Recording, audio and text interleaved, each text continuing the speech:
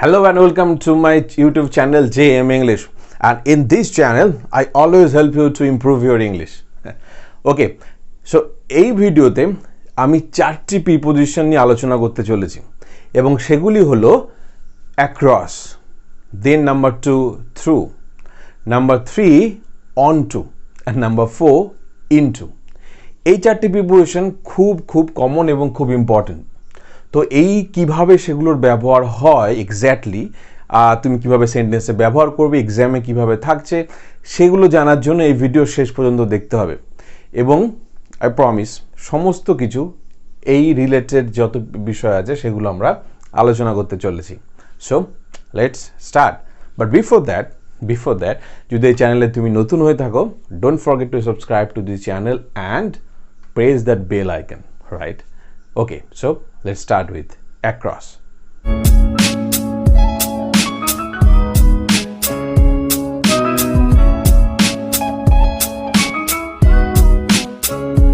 আমরা শুরু করছি আজকে প্রথম প্রিপোজিশন, সেটি হচ্ছে across। দেখো across প্রিপোজিশন আমরা খুব দেখে থাকি, কিন্তু এর ইউজটা খুব মজার এবং খুবই কনফিউজিং, রাইট? আমরা কনফিউজড হয়ে যাই কীভাবে আমরা এটাকে ব্যবহার করব। তো দুটো রুল আমরা আলোচনা করতে চলেছি। ফার্স্ট রুল নাম্বার 1, দেখো রুল নাম্বার 1-এ যেটা বলছে সেটা হচ্ছে যে বলতে পারি আমরা ফার্স্ট যে কথাটি লিখব সেটি হচ্ছে অন অর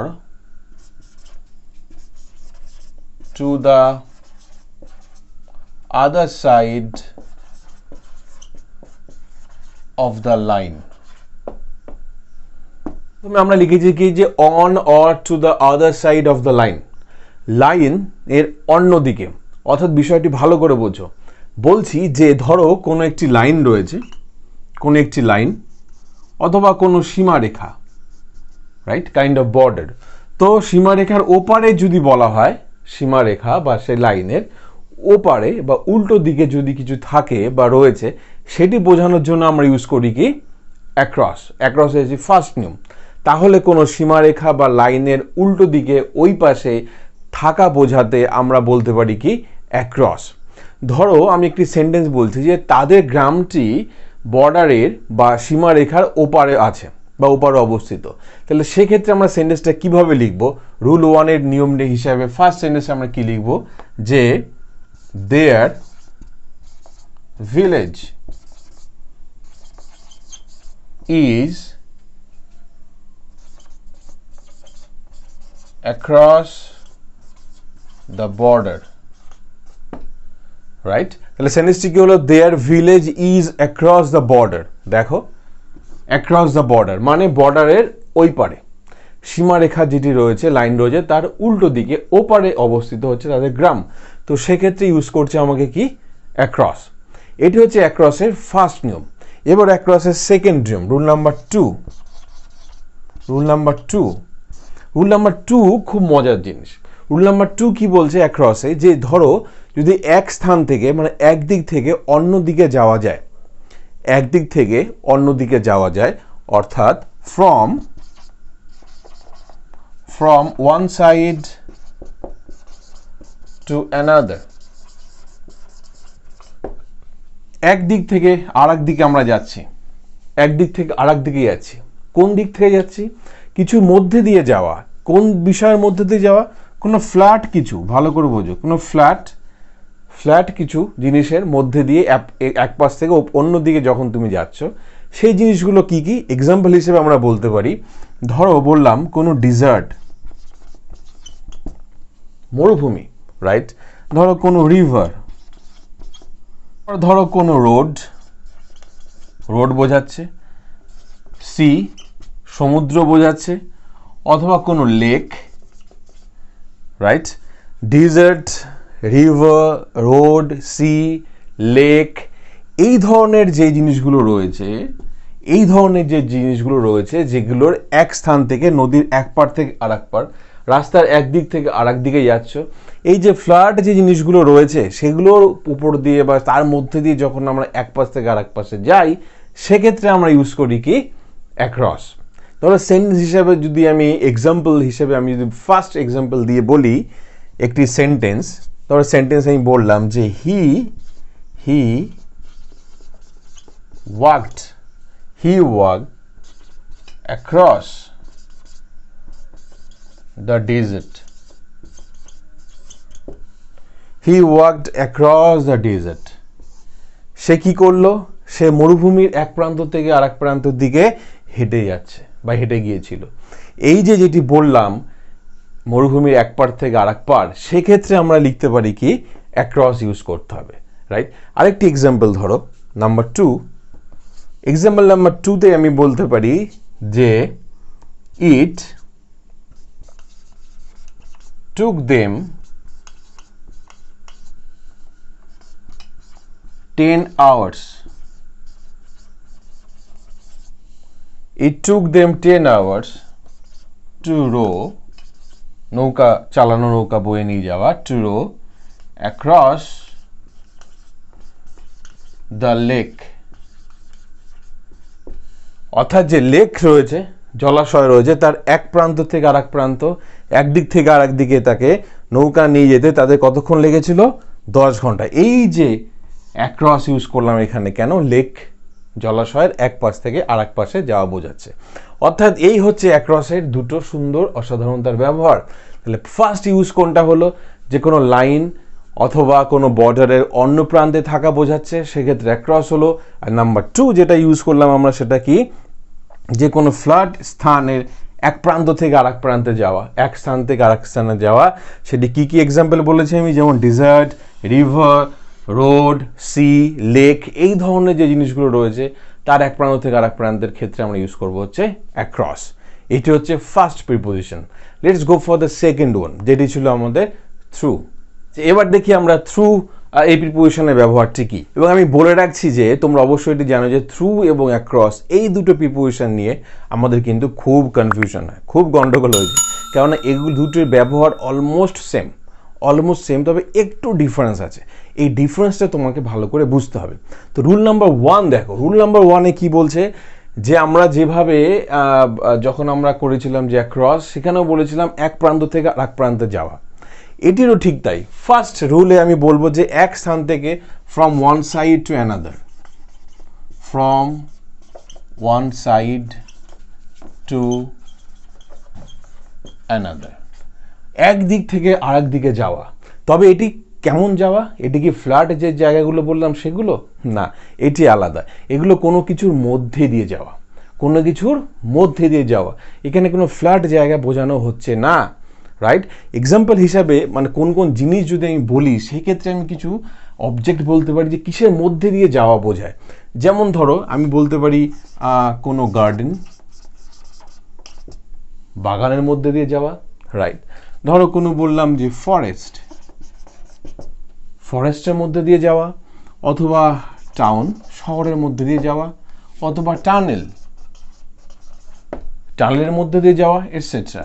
অর্থাৎ এই যে এই ধরনের জিনিসগুলো রয়েছে, এগুলো কিন্তু ফ্ল্যাট নয়, গার্ডেন ফ্ল্যাট নয়। কেন? গার্ডেনের মধ্যে গাছপালা কত কিছু রয়েছে, তার মধ্যে দিয়ে যাচ্ছে। জঙ্গল, বনের মধ্যে প্রচুর গাছপালা, তার মধ্যে দিয়ে যাওয়া, টানেলের মধ্যে দিয়ে যাওয়া, অথবা শহরের মধ্যে দিয়ে তুমি এক প্রান্ত থেকে আরেক প্রান্তে যাচ্ছ। এই যে এগুলোর মধ্যে দিয়ে যখন যাওয়া বোঝায়, সেক্ষেত্রে কিন্তু আমি অ্যাক্রস লিখবো না, সেক্ষেত্রে আমরা ইউজ করব কি? থ্রু। এবং যখন কোনো ফ্ল্যাট কিছু বোঝাবে, কিচ্ছু নেই মাঝখানে, কোনো অবস্টেকলস নেই, সেক্ষেত্রে আমরা ইউজ করবো হচ্ছে অ্যাক্রস। এবার এক্সাম্পল সেন্টেন্স দেখে নাও। ধরো এক্সাম্পল সেন্টেন্স ফার্স্ট আমি বলতে পারি যে a dog ran through my garden, right? A dog ran through my garden. একটি কুকুর কি করেছে? আমার গার্ডেনের মধ্যে দিয়ে দৌড় মেরে চলে গেল। তো এক্ষেত্রে আমরা ইউজ করলাম থ্রু, নট অ্যাক্রস। হবে না যে a dog ran across my garden, না, এক্ষেত্রে কিন্তু হবে কি? Through, right? তাহলে আরেকটি এক্সাম্পল ধরো আমি বললাম যে the railways runs through tunnel. টানেলের মধ্যে দিয়ে রেল গাড়ি বা রেলওয়ে কি করছে? যাচ্ছে। তাহলে এই ক্ষেত্রে আমি ইউজ করলাম থ্রু। তাহলে এই ধরনের যে ভিতর দিয়ে যাওয়া বোঝায় সেক্ষেত্রে আমাকে লিখতে হবে থ্রু, নট অ্যাক্রস। এই যে ডিফারেন্স দুটোর মধ্যে, এগুলো কিন্তু আমাদের খুব খুব ভুল হয়ে থাকে। আমরা অনেক সময় কি করি, অ্যাক্রসের জায়গায় থ্রু করে দিই, থ্রুর জায়গায় অ্যাক্রস করে দিই, এক্সামে ভুল করি, আমাদের সেন্টেন্সে ভুল করি। তো আশা করি এই যে নিয়মটি দেখলে পার্থক্যটা, এরপর আর কিন্তু ভুল হচ্ছে না। Okay, next rule number 2। Rule number 2, থ্রুর আরেকটি রুল দেখছি আমরা। এক্ষেত্রে কিন্তু কোনো স্থানের মধ্যে দিয়ে বোঝাচ্ছে না, এটা একদমই আলাদা, সেটি কোনো সময় বোঝায়। টাইমের ক্ষেত্রে ইউজ হয় থ্রু। কিভাবে? সেক্ষেত্রে বোঝায় যে during the whole period of time, during the whole period of time. ধরো কোনো সময় বলছো, সেই সময় ধরে কোনো কিছু চলছে, সময় ধরে কোনো কিছু চলছে, কমপ্লিট সময়টি ধরে চলছে। ধরো আমি বলতে পারি যে মান্থ, মাস ধরে চলছে, রাইট? অথবা ইয়ার, বছর ধরে চলছে। ডে বলতে পারো, নাইট বলতে পারো। তাহলে এই যে মান্থ, ইয়ার, ডে, নাইট, এই যে কিছু কিছু, অর্থাৎ দ্য পিরিয়ড অফ টাইম বলছে, এক্ষেত্রে ডিউরিং এই যে কমপ্লিট টাইমটি ধরে কোনো কিছু চলা বা কোনো ঘটনা ঘটা বা কিছু হচ্ছে, সেক্ষেত্রে আমাকে লিখতে হবে কি, তোমাকে থ্রু লিখতে হবে, রাইট? অর্থাৎ যখন ডে বলছি, অর্থাৎ from the beginning of the day till the end, প্রথম থেকে শেষ পর্যন্ত। মাস বোঝালে মাসের প্রথম থেকে শেষ পর্যন্ত বোঝায়। এই যে হোল টাইমটা বোঝালো, সেক্ষেত্রে আমরা ইউজ করবো হচ্ছে থ্রু, রাইট? চলো একটি এক্সাম্পল দেখি, সেন্টেন্সে দেখি কিভাবে ইউজ হচ্ছে। ধরো আমি লিখলাম যে সেন্টেন্স হিসাবে, the schools remained close through the year. The schools remained closed through the year. সম্পূর্ণ বছর ধরে স্কুল বন্ধ ছিল, যেটা এখন বর্তমানে কন্ডিশনে হচ্ছে। The schools remain close through the year, সম্পূর্ণ বছর ধরে কিন্তু বন্ধ ছিল। এখানে ইউজ করলাম আমরা থ্রু, অর্থাৎ বছরের প্রথম থেকে শেষ পর্যন্ত কমপ্লিট টাইমটি বোঝানোর জন্য ইউজ করলাম প্রিপোজিশন থ্রু, রাইট? আরেকটি এক্সাম্পল ধরো আমি বললাম যে নাম্বার 2, আরেকটি সেন্টেন্স বললাম যে দে ওয়ার্ক থ্রু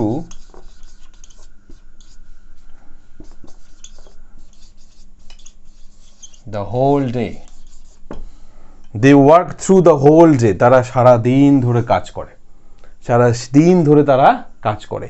এই যে দুটো সেন্টেন্স করলাম, টাইম বোঝালাম, সেক্ষেত্রে ইউজ হলো through.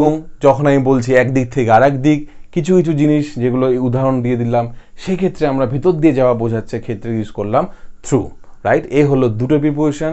Let's go for the third one, যেটি হচ্ছে অন টু। তো আজকের ভিডিওর থার্ড প্রিপোজিশন যেটি আছে সেটি হচ্ছে অন টু, এবং আমি নিশ্চিত তোমরা অন টু তো দেখেছো, অন টুর সেন্টেন্সও হয়তো দেখেছো, কিন্তু এর ইউজটা কীভাবে ইউজ হচ্ছে এটা কিন্তু খুব খুব অদ্ভুত টাইপের, রাইট? দেখো, অন টুতে মজা হচ্ছে কি, দুটো প্রিপোজিশন একসঙ্গে ব্যবহার করা হয়েছে, অন টু, দুটো একসঙ্গে। তো দুটো সম্পর্কে আমরা একটু তো জানি, কিভাবে মনে রাখতে হবে আমি ইজিলি বলে দিই। অন মানে তো আমরা জানি কোনো কিছুর ওপরে বোঝাচ্ছে, এবং টু মানে কোনো কিছুর দিকে বোঝায়। তার মানে কোনো কিছু দিকে যখন ওপরে উঠি, সেক্ষেত্রে হয় হচ্ছে অন টু। তো ভালো করে দেখো, অন টুকে কি বলা হচ্ছে, ডিরেকশন। কোনো ডিরেকশন বোঝানো হচ্ছে, দিক বোঝানো হচ্ছে। দিক, কোন দিকে? ধরো এক্সাম্পল হিসাবে, ধরো একটি বাড়ির ছাদ রয়েছে, ঠিক আছে? সেই ছাদে তুমি নিচ থেকে উপরের দিকে উঠলে, ছাদের উপরে, তাহলে ছাদের উপরে যখন হলো কি হয়ে গেল, অন হয়ে গেল, রাইট? এবং সেই দিকে আমরা যখন যাচ্ছি, তার জন্য হয়ে গেল কি, টু। তো সেই হিসাবে ইউজ হয় কি, অন টু। সেটি তুমি সিঁড়িতে হতে পারে, কোনো ল্যাডার ইউজ করতে পারো, অর্থাৎ আমরা মই যাকে বলি বাংলায়, তো মই বা স্টেয়ার্স ইউজ করে যখন তুমি উপরের দিকে উঠলে, সেক্ষেত্রে ইউজ করলাম আমরা কি, অন টু। আবার ধরো কোনো কিছু একটা রয়েছে, সেটি কোনো টেবিল, চেয়ার, যাই হোক না কেন, সেটা যখন তুমি লাফ মেরে উপরের দিকে কোনো কিছু গিয়ে উপরে গিয়ে বসলো বা উঠলো, সেক্ষেত্রে আমরা ইউজ করছি কি, অন টু। তাহলে এই হচ্ছে অন টুর ব্যবহার। অর্থাৎ কোনো ওপরে কিছু কোনো ওপরে আমরা যাচ্ছি কিন্তু সেটি ডিরেকশন বোঝাচ্ছে, রাইট? সেক্ষেত্রে আমরা ইউজ করছি হচ্ছে অন টু। বাট মজাটা দেখো, যদি আমি এক্সাম্পল সেন্টেন্স হিসেবে বলি যে আ ক্যাট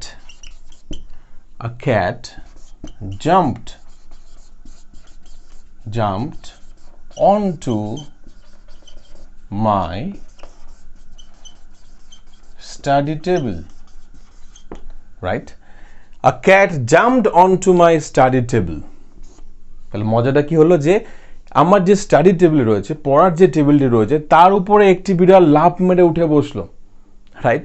তো ক্যাট জাম্পড অনটু মাই স্টাডি টেবিল, ভালো করে দেখে নাও যে এইখানে যখন আমি যদি বলি পার্থক্যটা কি, ধরো আমি সেন্টেন্সটাকে এরকম বললাম যে there is a cat on my table, right? এক্ষেত্রে আমি লিখলাম অন, আমার টেবিলের উপর একটি বিড়াল আছে, সেটা অলরেডি রয়েছে, সেটি বোঝানোর জন্য ইউজ করলাম অন। বাট যখন আমি বললাম a cat jumped on to my study table, সে লাফ মেরে উপরের দিকে উঠে সে টেবিলে উঠে বসলো, সেক্ষেত্রে ইউজ হবে তোমার অন টু, রাইট? অর্থাৎ ডিরেকশনটা বোঝালো তার উপরে গিয়ে। একই রকমভাবে আরেকটি সেন্টেন্স আমি এক্সাম্পল লিখতে পারি, ধরো বললাম যে how did you go on to the roof so quickly? Question mark. How did you go on to the roof so quickly? আরে তুমি কি করে ঘরের ছাদে তো তাড়াতাড়ি উঠে আসলে? তাহলে যে ঘরের ছাদে সে উঠে এলো, সেটি স্টেয়ার্স হতে পারে বা অন্য কোনো পদ্ধতি হতে পারে, সেক্ষেত্রে আমরা লিখলাম কি অন টু, ডিরেকশনটা দেখানোর জন্য। তাহলে এই হচ্ছে অন টুর ব্যবহার, কোনো কিছু ওপরে বাট সেটি উপরে যাওয়া বোঝায়, ডিরেকশন দিয়ে বোঝায়, তার জন্য ইউজ করা হয়েছে অন আর টু, একসাথে হয়ে গেল প্রিপোজিশন অন টু। খুব মজার। তো let's see the last preposition of this video, that is into. এবার দেখি আমাদের লাস্ট প্রিপোজিশন আজকের, সেটি হচ্ছে কি ইনটু। ইনটুর ব্যবহার তো তোমরা অলরেডি অবশ্য জানো কম বেশি, তবু আমরা দেখিনি, এর দুটো ইউজ রয়েছে ইনটুতে, খুব দারুণ দারুণ ইউজ। ফার্স্ট দেখো রুল নাম্বার 1, এখানেও আমরা বলছি ডিরেকশন। ফার্স্ট নিয়মে কি বলবো, ডিরেকশন, কোনো দিক বোঝাচ্ছে, কোনো দিকে যাওয়া বোঝায়, তবে অনটুর মতো নয়। ইনটুটা অন্যরকম। ইনটু কেমন, ধরো কোনো কিছুর মধ্যে যখন যাচ্ছ, বাইরে থেকে যখন ভিতরে প্রবেশ করছো, সেক্ষেত্রে ইউজ হচ্ছে কি ইনটু। বাইরে থেকে ভিতরে প্রবেশ করাকে কি বলছি আমরা ইনটু, আর নিচ থেকে ওপরের দিকে ওঠা সেটিকে বলছি আমরা কি অনটু। এই হচ্ছে এটির মজাদার পার্থক্য। তাহলে আমরা সেন্টেন্স হিসেবে বলতে পারি যে, এক্সাম্পল সেন্টেন্স হিসেবে বলতে পারি যে she walked into the room, অর্থাৎ এই যে বাইরে থেকে ভিতরের দিকে প্রবেশ করলো, she walked into the room, সেক্ষেত্রে আমরা ইউজ করলাম হচ্ছে ইনটু। এটি হচ্ছে ইনটুর ফার্স্ট ব্যবহার। তাহলে পার্থক্যটা দেখে নিলে ইনটু আর অনটুর পার্থক্য। এবার আমরা নেক্সট ইউজ দেখবো into rule number 2। Rule number 2 কি বলছে? রুল নাম্বার 2 বলছে ইনটু তখন ব্যবহার হয় যখন কোনো কিছু আমরা চেঞ্জ করি, একটা ফর্ম থেকে আরেকটি ফর্মে যখন আমরা চেঞ্জ করি কোনো কিছু, সেক্ষেত্রে আমরা ইউজ করি কি ইনটু। অর্থাৎ বলতে পারি আমরা from one form FORM to another, right? অর্থাৎ একটি ফর্ম থেকে, একটি গঠন থেকে, একটি বিষয় থেকে আরেকটি বিষয় যখন পরিবর্তন হচ্ছে, সেক্ষেত্রে আমরা ইউজ করছি কি ইনটু। ধর এক্সাম্পল হিসেবে আমি বলতে পারি সেন্টেন্স, খুব অসাধারণ একটি এক্সাম্পল দিই। when the princess touched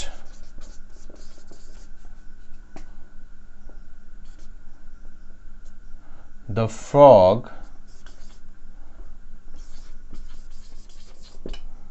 when the princess touched the frog, যখন প্রিন্সেস ফ্রগটিকে টাচ করলো, কি হলো? it turned into a prince, সঙ্গে সঙ্গে কি হলো? ফ্রগটি কিসে পরিণত হয়ে গেল?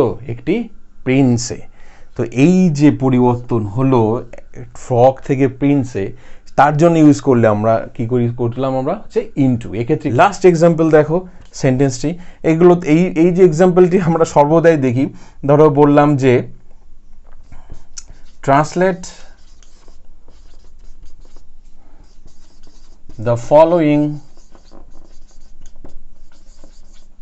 paragraph